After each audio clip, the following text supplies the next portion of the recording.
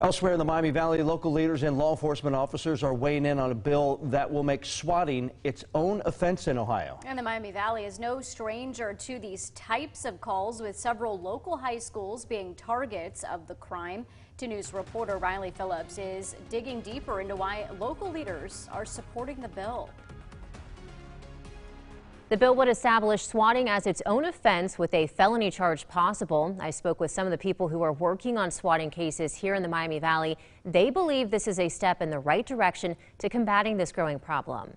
Every little bit helps, and I think it's definitely a positive direction to try to help our services and help what we have to deal with. Captain Mike Kranz knows firsthand just how scary swatting calls can be. Just a couple of months ago, he and other officers from the Springfield Police Department responded to swatting incidents at Catholic Central High School twice. It elicits a large response from the police department. It also draws resources from fire, the schools.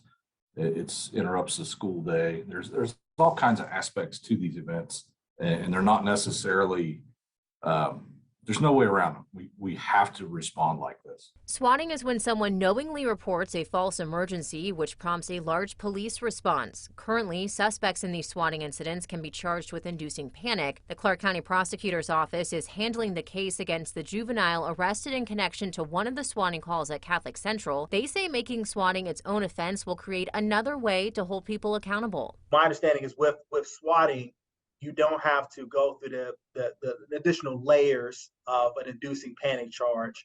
Where is there a mass evacuation? Is it a business? You look into these additional factors versus the swatting.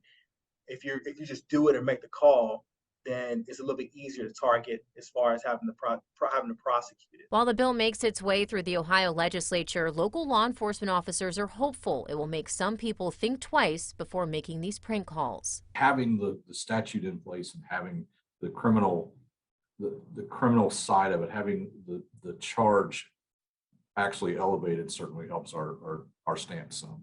The bill now heads to the Senate. If passed, swatting would be a third-degree felony. If someone is hurt during the police response, the suspect can be charged with a first-degree felony. And if convicted, they could also be required to pay back law enforcement for their response. In the studio, Riley Phillips, 2 News, working for you.